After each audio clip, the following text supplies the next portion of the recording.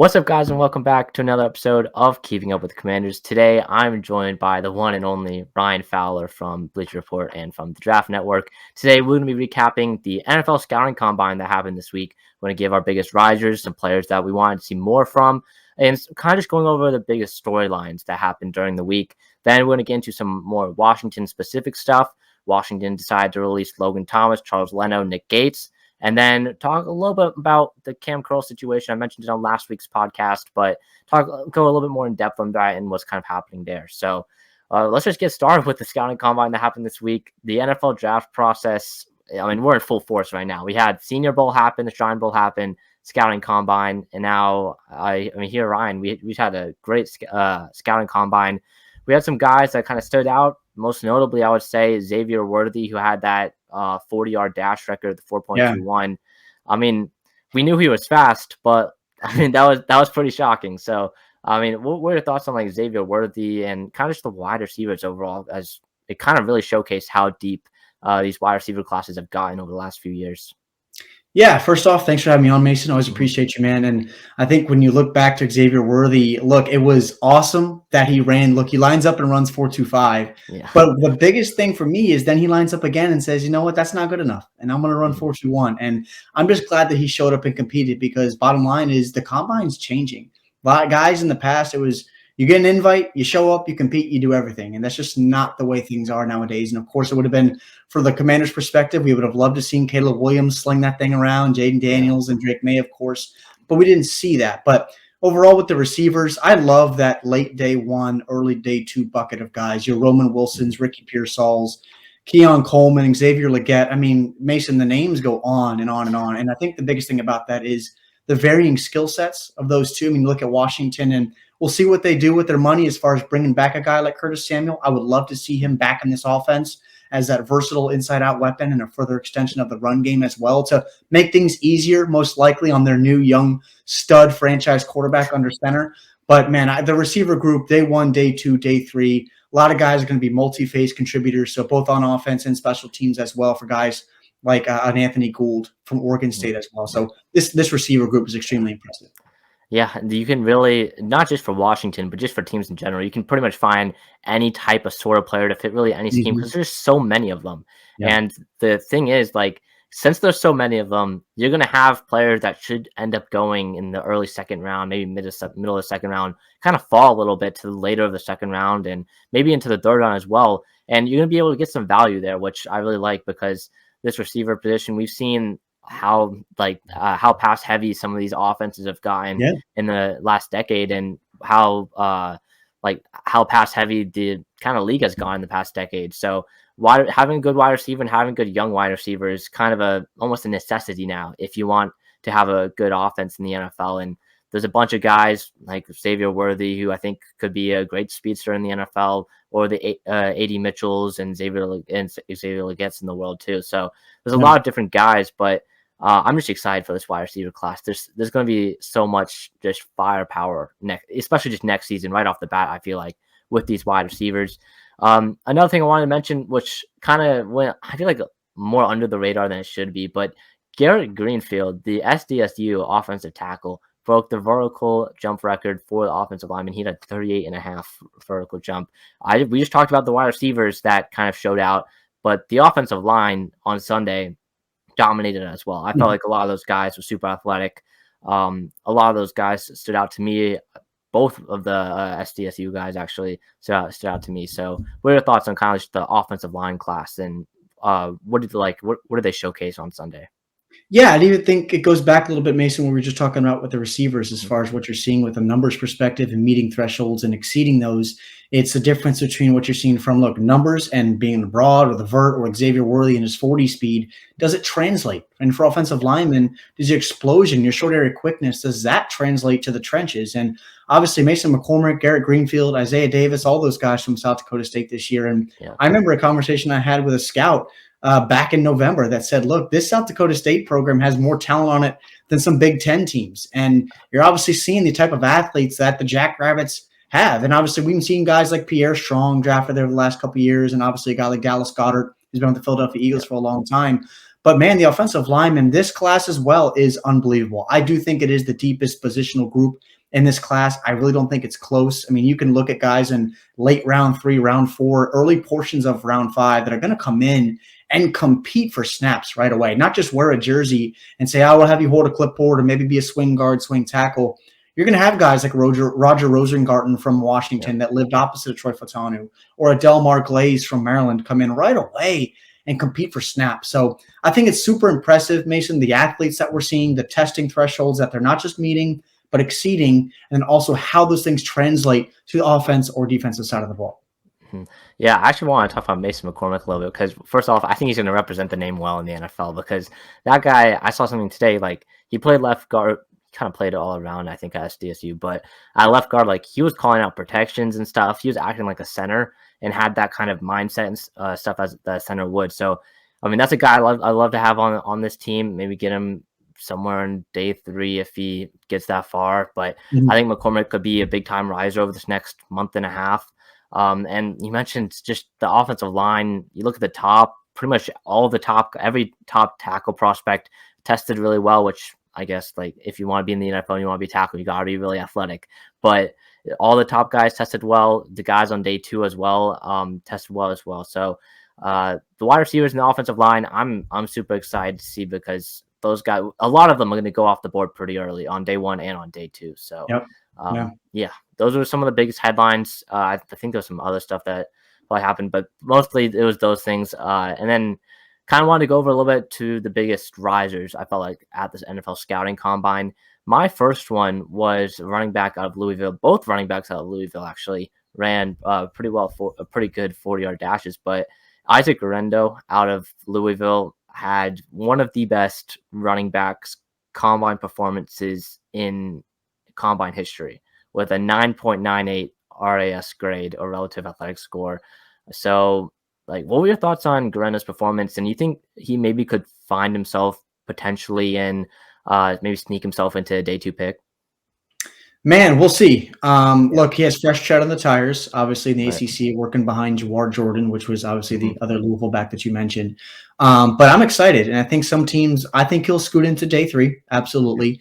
But I think a team that maybe wants that RB2, maybe change of pace, RB3, I think of Washington, to where, look, we haven't had that J.D. McKissick type of role. Now, I don't think Isaac right now is someone I want to come in right away and fill that type of role. I think there are other guys. Maybe it's a Dylan Laube from New Hampshire, or even further back, like a Michael Wiley from Arizona, Deshaun Fenwick from Oregon State, those types of body types. But Isaac, obviously, look, from a testing perspective, the explosion, everything, the agility was off the charts. And we live in a day and age where you need athletes in space, and you're trying to force all 11 defenders to cover every single blade of grass, both east, west, and north, south post snap. So Isaac, good for him, had a hell of a week. I think he's someone absolutely gets drafted for sure. Just interested to see what type of offense is going to prioritize his skill set to come in and compete for snaps right away. But he had a hell of a week.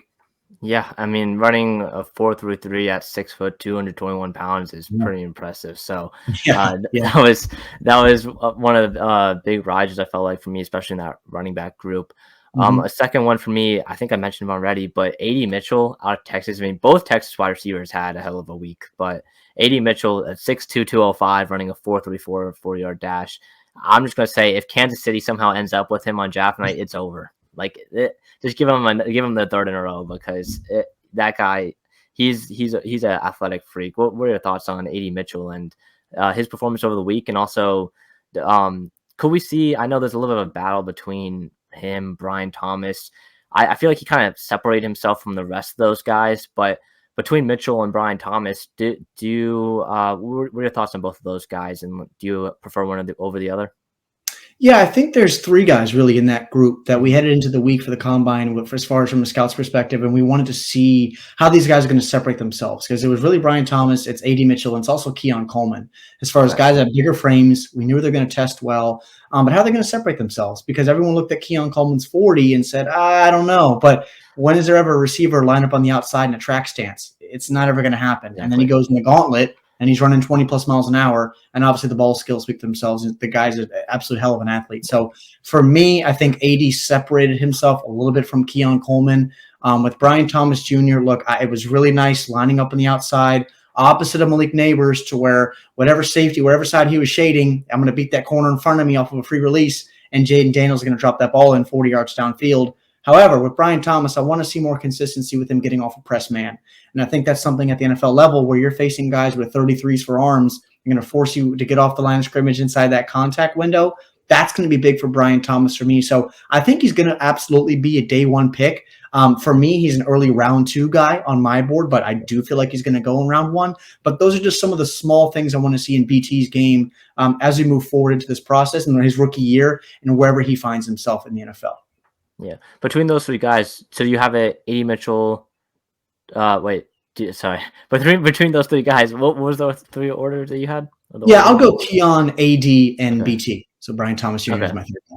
Yep. Okay. So, all right. But, I mean, all 3 of those guys, like you mentioned, are very athletic players. Both of them have ups and downs. And all 3 of them I could really see going between that 20 to 32 range, especially to some of those contenders that need wide receivers. You look at the Bills, who could be potentially losing Gabe Davis this offseason. The Chiefs, of course, we saw how their wide receiver room to last year wasn't great, to say the least, even though there were some guys there. But as long as you got Mahomes, as long as you have Mahomes, then you can. As long as you got him, so yep. So yeah, there's definitely some contenders that definitely will be needing to look at wide receivers. Houston is another team as well. So A.D. Mitchell and kind of just the late round 1, early round 2 wide receivers, all those guys stood out to me. And then probably one of the more polarizing prospects, I would say, in this draft class, another guy who potentially could end up going mid to late round 1, or potentially fall out of round 1 into a day 2 pick. But Amarius Mims, the offensive tackle out of Georgia, he's a monster of a person. I saw this video of him going up against him in high school, going up, like, just doing warm-ups with his teammates. It didn't even look like high school football. He was 6'7", I think, coming out of high school. As I think, I don't remember exactly where he was ranked, but as a recruit going to Georgia.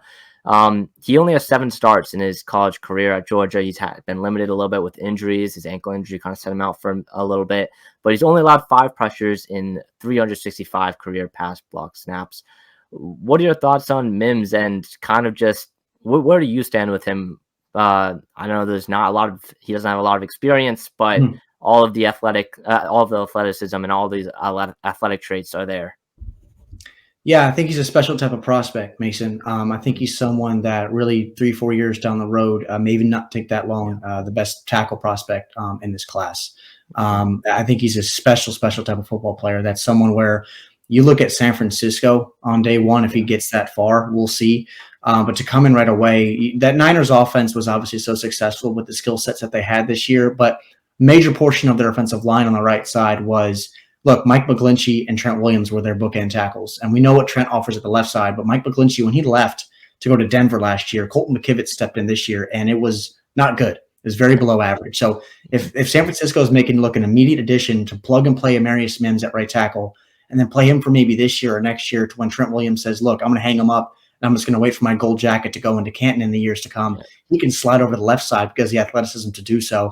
Amarius, look, this year missed a lot of time because of injury, even missed time at the combine because of his injury with the hammy, I believe. But look, I think he's someone who comes in right away that can just displace guys off the line of scrimmage, and then has the athleticism to just mirror and match whatever you got on the outside. 235-pound twitchy guy, or a guy in this class like a Braylon Trice at 265 pounds that wants to win with that power-laden approach on the outside. I think Amarius Mims is an excellent prospect and just another guy in this tackle class that is going to make an immediate impact for whatever offense he finds himself in.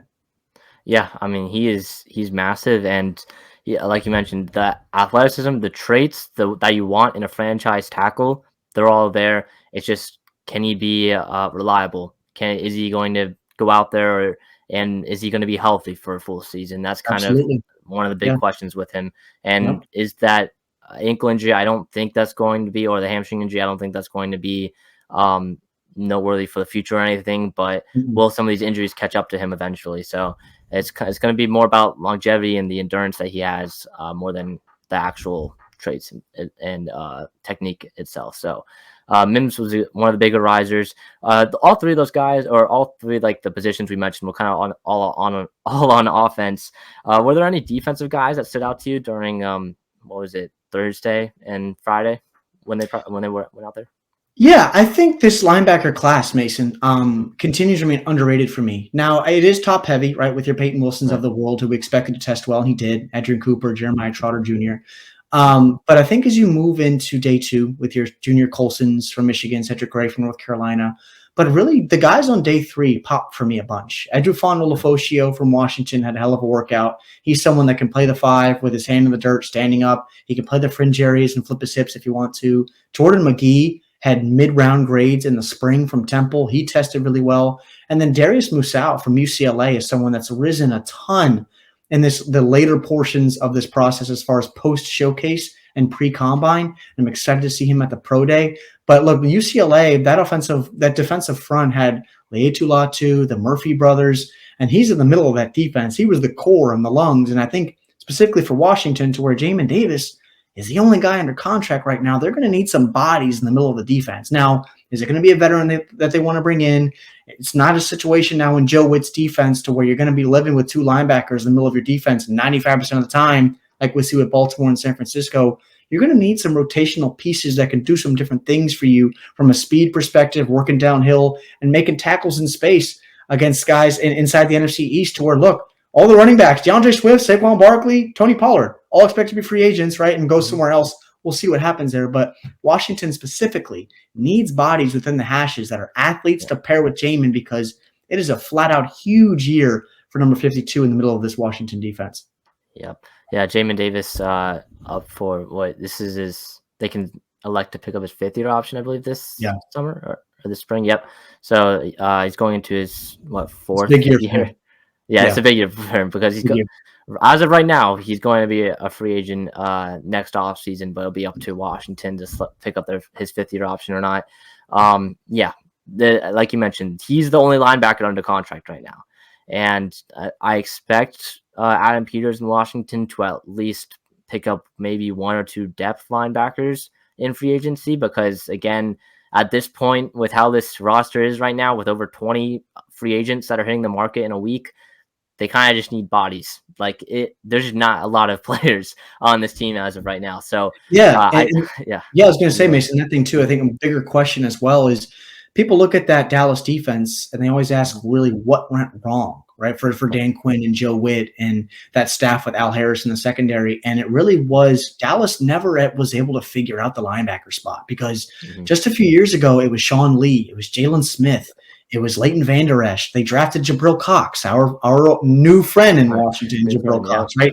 And then they drafted Micah Parsons to play off-ball linebacker. They didn't draft the kid to put his hand in the dirt and play 5-tech. So they weren't able to figure it out. And then they bring in Marquise Bell, a UDFA from FAMU, Keanu Neal, played that hybrid kind of robber role that Cam Curl does. So they had to figure out the lungs of that Dallas defense. They never really were. And that's going to be huge in Washington, because you got to establish the lungs of your defense, because the best teams in football, look at Baltimore, Roquan Smith, Patrick Queen, and look at San Francisco with Trey Greenlaw and Fred Warner. The lungs of your defense are so darn important for the overall success of your defense, no matter who you got in front of you and no matter who you have behind you.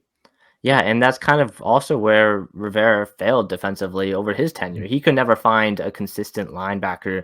I mean, we spent valuable draft capital picking up drafting Jamin Davis in 2021, but he didn't develop as quick as you would have hoped to be that middle linebacker.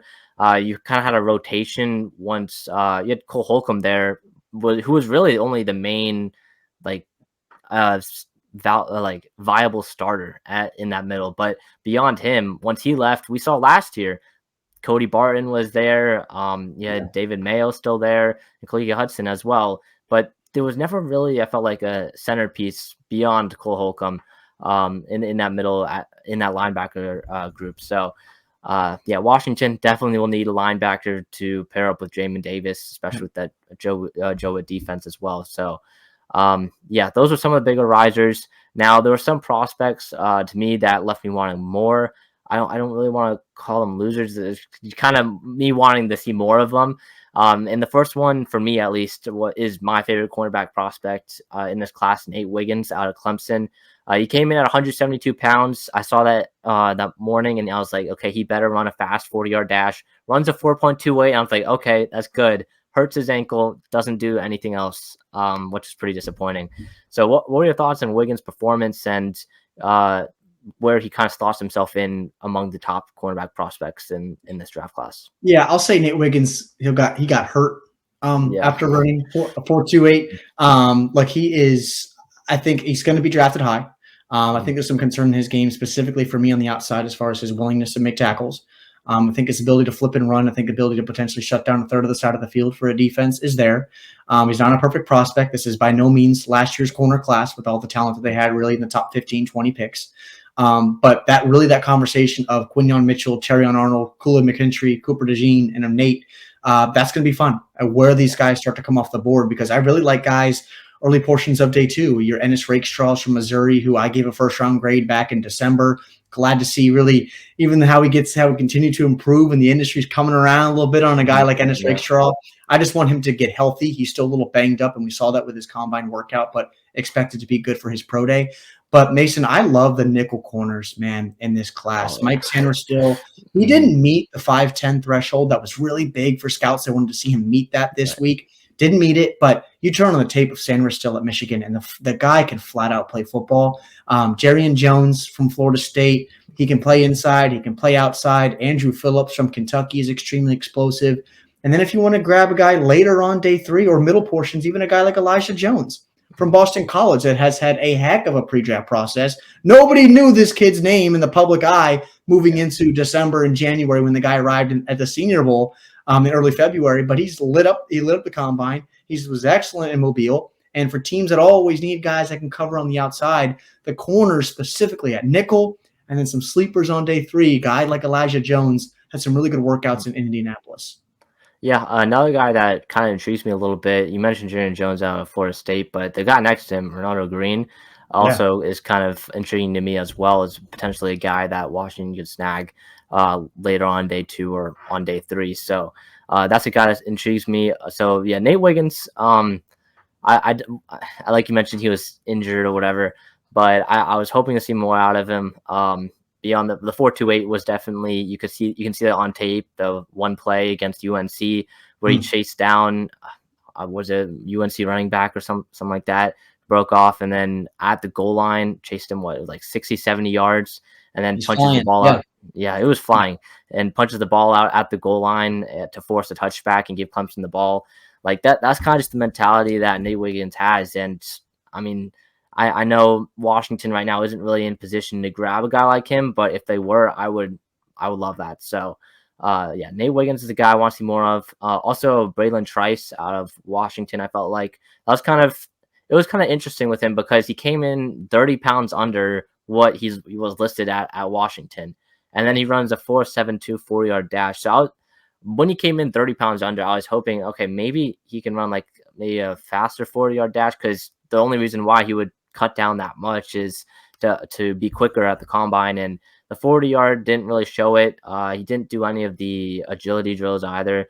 Were you surprised at all by his performance or kind of the measurements that he came under? Yeah, I'll say this. He did cut weight to run faster, if you will, but that 4.7, I really could care less what Braylon runs in the 40, to be honest. I think he's actually one of my favorite players in this class, actually early portions of day 2. I think he's someone whose skill set goes a little bit overlooked, specifically because everybody wants that 240-pound twitched up Dallas Turner. And guys that we've seen in the past come in like a Kayvon Thibodeau, that type of edge rusher.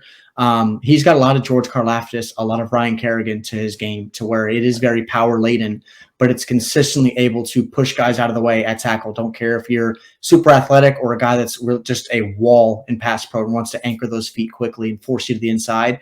I really do like Braylon Trice's game because, again, he's a little bit of a throwback type of build to where I do expect him to play at 255, upwards of 260 on the edge. And he also has no issue in setting the edge as well in the run game, to where a lot of guys, if you come in and you're a guy like Nolan Smith with the Eagles that we saw this year, late round 1, it was really fun seeing him run the 40 in linear speed. And he came in as really the most refined edge rusher as far as stopping the run in the class last year. And he had troubles with it in year one for Philadelphia, and then finally got his footing a little bit in the back end of the year, but it took a while. So for someone like Braylon Trice and looking at Washington, to where right now it's KJ Henry, it's Andre Jones, you just spent picks on, you got to get some guys that can come in right away that have that high floor, high ceiling combination, have that grown man frame on the edge. I think someone like Braylon Trice would really complement guys like Deron Payne, John Ridgeway, John Allen, and Phil Mathis, who I expect a lot of or more of moving into year three. Please. I need that. I need that. So, Yes. you mentioned like how Nolan Smith struggles setting the edge, and a guy in the draft class that I feel like who is kind of similar to Nolan Smith ran a really fast 40-yard dash, and is kind of one of his problems is he kind of gets washed out in the run game was Chopper Robinson. That's kind of one of the big knacks against him. So, I mean, you compare those two guys, but yeah, beyond that, those were kind of the two big guys that I had that I kind of wanted to see a little bit more out of. Were there any others, both those guys now on defense, were there any offensive guys that kind of you want to see a little bit more out of? Offensively, I would have loved to seen the quarterback show up and compete. Yeah. I love guys that want to compete. Not saying they don't want to, but I just want to see them come in and sling it around. I know it's in t-shirt and shorts, and people are making this sometimes a big deal of what we saw from Michael Penix slinging around in Indianapolis. And of course, tape matters. So I just want guys to compete. You get an invite to the combine. It's really cool. The fans were showing up. Xavier Worthy was it was just such a cool aspect for him to run 2.5 and then run 4.21 and get the fans jumped up a little bit and show the athleticism. And even Joe Milton slinging that thing 65, 70 yards. We all knew he could do that, but seeing him just do it from a fan perspective, entertainment perspective, was always cool to see the guys compete. But really, Mason, I think one of the guys I really was high on early in summer scouting last year was Cam Kinchens from Miami. Look, he's small. The ball skills, the instincts are there. Someone will take him most likely in the top 100 picks, but he was not good at the Senior Bowl. He was getting beat by tight ends. I mean, I can't tell you how many times Ben Sinnott or Jared Wiley or Jaheim Bell down in Mobile was just making him look silly. The short area quickness, he's getting bodied down the field and front pylon shots. Then he comes to Indianapolis and runs 4.65, and I don't see that short area quickness. Also in your 10-yard split, I just don't see that. So Cam Kinchens, I want to see more of. This is a guy we talked about potentially a safety one in the class really a few months ago. That is 100% Tyler Nubin's spot from Minnesota. That's not going to change at all. But I think that there's one guy, Mason, for me that I really have been wanting to see more of, seeing him live in Mobile and then in Indianapolis. It's absolutely Cam Kinchens from Miami. Yeah, Cam Kinchens was a guy I think I gave a 3rd-round grade on, and I mean, like, it's right there. Yeah, I feel like for him because, like, I mean, the speed is definitely. I mean, after running that 4.65 or 4, you said 4.65 in Indianapolis, like that's not great. But like beyond that, I feel like some of his instincts are pretty good, and like I mean, it's right there. I mean, I don't know. It's just for him. I feel like I want to like him. I really do. He's kind of got that. Or I mean, seeing him in Mobile, I liked talking to him and stuff. He seemed like a really cool guy, and I mean, I want to like him a lot. I think what I said a 3rd-round grade on him, but like you mentioned, Tyler Nubin. I mean, he's my safety one too. Like that, I don't think that's changing either. So, yeah, that was some guys that I wanted to see more of. Yeah. All right. So that's it for the scouting combine, at least. Now I kind of want to move on a little bit to more Washington Commander specific stuff because a lot of stuff happened this week. You had the combine, you had teams talking with teams, kind of getting to get a feel with the landscape in terms of the trade landscape and free agency upcoming now in a week. Kind of got some more momentum with that. The franchise tag deadline was, as we're recording this, at 4 p.m. on Tuesday. So there's a bunch of stuff that happened, bunch of deadlines this week. We're under a week now until free agency like somewhat begins, or the tampering period or whatever begins. So legal the legal tampering period begin, but we know how that works. So but yeah, Washington and Adam Peters are starting to make moves, and one of the first ones was, when was this, Monday or Sunday? Logan Thomas, Charles Leno, and Nick Gates all were released by Washington. This saves Washington about $14 million in cap space, and in total, this doesn't count the money that Washington will need to spend on in the draft next month, but they'll have about $91 million to spend this offseason overall. I think for me, most of these cuts were expected. The Logan Thomas one, I think probably should have happened before this last season. And then the Nick Gates one was a little bit surprising to me, more so he was on a 3-year contract, which really the team just didn't want to have him around. And then Charles Leno, I really feel like he probably still would be on the team if it weren't for the surgery that he's going to have. When was it, this week or something like that? So what were your thoughts on those 3 cuts, and did any of them really surprise you? No, they didn't. But I do appreciate those guys showing up and trying to compete. Now, Nick Gates was more of that. Think about that popular meme with the guy in The Simpsons when he's walking in with his hat, takes it off, puts it back on the clothes rack, and heads on out. Yeah. That was really what we saw from Nick Gates in Washington. Just didn't work out for him. But with Charles Leno, I mean, just a super impressive guy to get to know. I mean, him and his family and what he's done for the Washington community, and obviously just battling his tail off at left tackle. I appreciate guys like that, but he's just not in the future plans, which I completely understand for Adam Peters. But more so really Logan Thomas. He's battled his tail off. I mean, we think back to week 2 when he got his head knocked off by Kareem Jackson in Denver, and how he comes back and competes. He's not the most dynamic athlete in the world. I think he understands that. Guy that gets drafted on day 3 by the Cardinals years ago out of Virginia Tech. I know the Hokies alums probably out there love hearing some good stuff about Logan Thomas, but he's just more of that kind of even a throwback type of Y, a little bit of F for you in space, turn around, catch, and fall forward. But just the athletes in Washington at the tight end spot just have to get better. Armani Rogers was by far the best athlete in Washington's tight end room. Obviously, he tears his Achilles in a non-contact injury last year. Hopefully, we'll be able to see him potentially earn a roster spot this year, but they have got to get some bodies, and I absolutely think they will get one tight end in this class to be that Y, be that F. It's not going to be a Brock Bowers or anything like that, obviously not, but they got to get a move piece for this offense to really open things up. Again, east-west pre-snap and north-south post-snap to take the eyes off of Terry McLaurin, Jahan Dotson on the outside. Yeah, is it finally Cole Turner season? Is it finally after? I know some people have really liked him over the last 2 years, and I mean, he had his chances, I would say, in like preseason games, and there's just injuries have caught up with him a little bit and kind of took him out of the running for to be the tight end in Washington, I would say. But yeah, Washington will definitely look to add a tight end. And you mentioned Charles Leno and the stuff that he's done for the community and all of that. I know the 25 days of Leno clause, I think is what they call it, that he's done with his wife over December the last like 2-3 years, which has been really cool to see the stuff that they've done for the community and for charity and stuff. So yeah, definitely want to mention that. And then Nick Gates was really fun to see during training camp and stuff like that. Didn't really work out for him, like you mentioned, but yeah. For Leno, do you think do you think this is more of a injury release, or do you think this is more just is in the timeline for Washington right now? They just got to get younger and more and just have better success at the position. They got to get more athletes along that front 5. I mean, we look at this front 5 right now, and I think the only guy you can say, look, we want back is Sam Cosmi at right guard. And I thought he was excellent this past year in 2023, but really every single spot you're looking at potential new faces, right? I mean, you look at Ricky Stromberg. Is he going to show up as your guard, as a center? Braden Daniels, what are you going to see from him? These guys were picks last year that they spent some decent draft capital on. Now, this regime did not take those guys. So that also throws a little bit of a wrench into everything as far as how this offense is going to draft guys. I mean, you look at guard.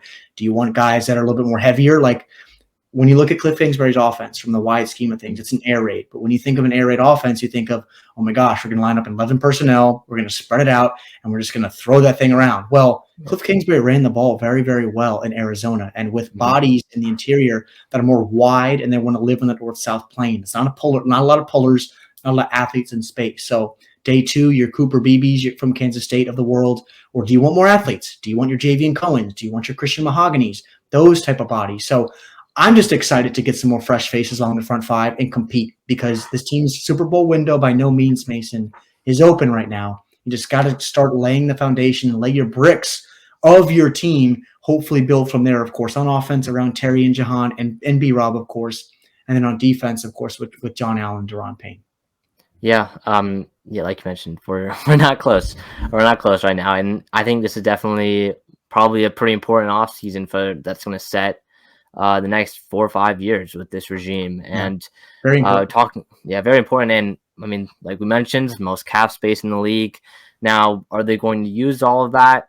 I wouldn't expect that they're going to use the majority of that. I just don't think they're going to be that big. I mean, Peters has mentioned it himself that they're going to they're going to build through the draft, supplement through free agency. So that's kind of been the new wave of doing things now recently for teams and stuff. And that's not what we saw with Rivera, with Snyder, all of those guys. So I like this new plan coming in. And another one of the big decisions for Peters to begin his career in Washington is, what is he going to do with Cam Curl? Curl is expected to be a free agent in a week. They did not franchise tag him, which was kind of expected because Peter said that himself during a press conference that they're not going to use the franchise tag this year, and they ended up not franchise tagging Cam Curl. But beyond that, are they going to come to a long-term extension before next week, or is Curl set to hit the open market? Yeah, look, everything I've heard out of Cam Curl's camp, he wants to be in Washington, and I would love to see him back. I think all the attention goes, of course, to 93 and 94 with big boys in the middle, and, of course, first-round pick Emmanuel Forbes and the lack of success he had in year one, which I'm excited about year two, working under Joe Witt. I'm excited to see his progression because I've not given up on the kid because, Mason, we live in a microwave society where everybody expects everything right away, and coaching and development really gets thrown out of the window. So I'm excited for Emmanuel. But Cam Curl is really the glue of this Washington Commanders defense. Play low, play high, cover a tight end, cover a receiver, stick your face in the mud in the run game. We'll see as far as what number he wants to stay in town. Washington has the money to do so, but it's how you're going to prioritize those assets, because really three key guys here. You look at Kendall Fuller, you look at Curl, and then, of course, Curtis Samuel, where it was just 2 years ago when he came over from Carolina, really following Ron Rivera, and we said, when is Curtis Samuel ever going to be healthy? And when he is healthy, we've seen these last 2 years the impact that he's had. But on the opposite side of the ball, you got to have the athlete that Cam Curl is in the middle of this defense. One of the most underrated safeties, really defenders in the entire football league, in National Football League. And I would love to see him back. I think everybody in the Burgundy and Gold would love to see him back. But look, if he's not in the plans, we'll see here in the next 2 weeks or so if he is there, if they try to resign him the first or second wave of free agency. But again, everything I've heard out of Cam Curl's camp is both Cam would like to stay in DC and they'd like to try to get something done with Adam Peters and Washington's reps. Yeah, I do think it's notable the safety franchise tag is $17.1 million. Yeah. Going off of that, Washington neglecting to not use that and everything. There's stuff to take note of as they are coming to an agreement, or if they come to an agreement over the next week or so. But yeah, that's pretty much it for this week's episode. Ryan, where can people find you and your work that I know that you do with Draft Network and stuff like that? Yeah, absolutely. I'm on X. If you don't follow me there already, at _Ryan Fowler. My more written video and audio content is at the Draft Network and Bleacher Report. And then my podcast, Commanding the Huddle, comes out once a week during the off season, if you will, right, during this pre-draft process. And I have a lot of combine and player interviews with guys. I had a lot of them on the podcast feed now, and a lot more to come here as we get closer and closer to this thing kicking off in April, Mason. Yeah, I'm excited. It's a big offseason for Washington. Things are starting to get moving now for Adam Peters and the decisions he's making. Free agency is next week. I'm excited for that. But yeah, that'll do it for this week's episode of Keeping Up with the Commanders. See you guys in the next one. Peace.